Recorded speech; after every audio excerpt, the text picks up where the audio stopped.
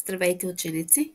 Тъй като някои от вас намерят затруднения при намирането на лице на четириъгълник, който не е правилен четириъгълник, съм подготвила тази презентация, с която се опитвам да ви помогна и да ви обясня как да решавате задачи с лице на четириъгълник. Ето и първата задача. Намерете лицето на четириъгълника ABCD, като използвате дадените измерения в сантиметри. Имаме една фигура.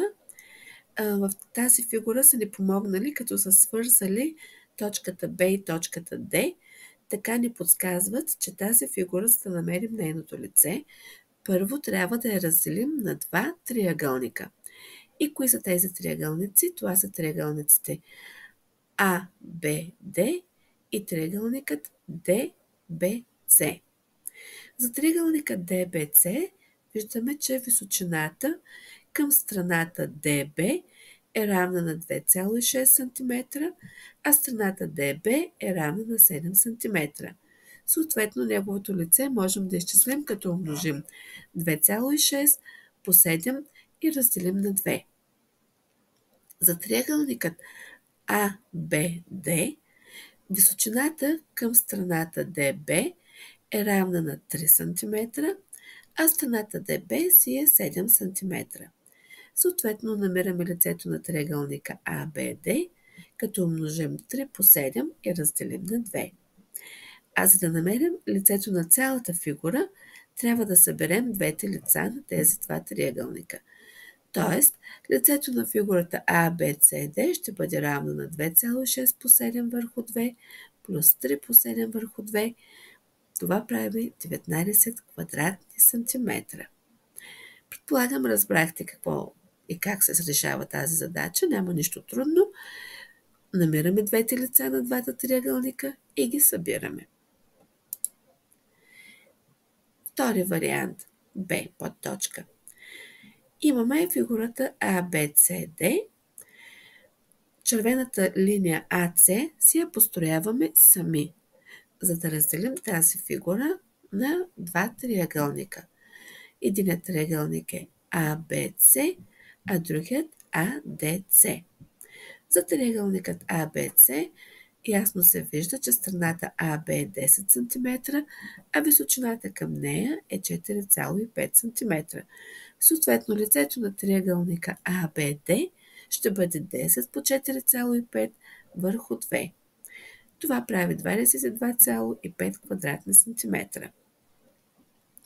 Малкият триъгълник ADC има страна AD, която е равна на 2,6 см и височина към нея H равна на 4 см.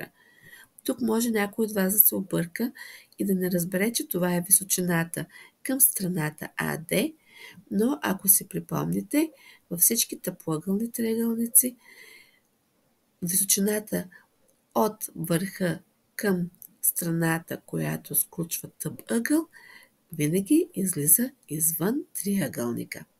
Затова в нашия случай височината спусната към правата, която продължава от страната AD, се явява височина към тази страна AD.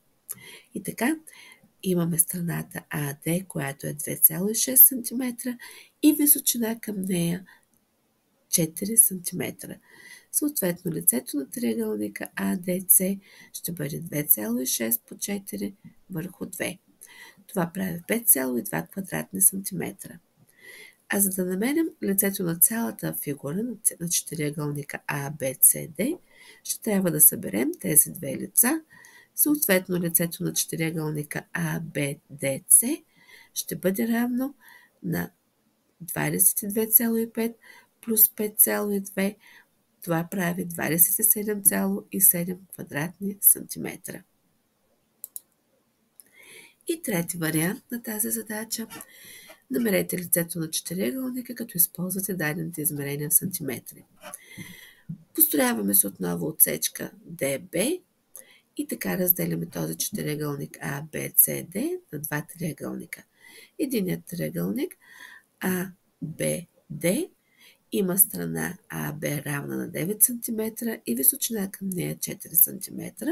Съответно, лицето му е равно на 9 по 4 върху 2 на 18 квадратни сантиметра. А триъгълникът DCB е правоъгълен и са ни дадени катетите DC е равно на 3,5 см и BC е равно на 7 см. От тук лицето на този правоъгълен триъгълник е 3,5 по 7 върху 2.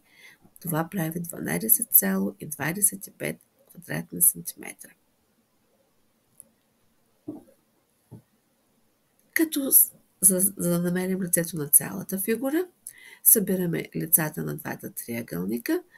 Това прави лицето на четириъгълника ABCD ще бъде равно на 18 плюс 12,25. Това е равно на 30,25 квадратни сантиметра. Предполагам, че разбрахте какво трябва да правите, като имате такива задачи.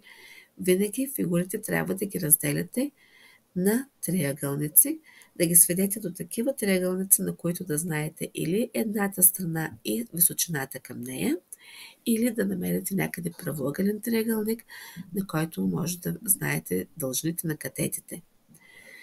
Надявам се да съм ви била полезна. Благодаря ви за вниманието и хубав ден ви желая!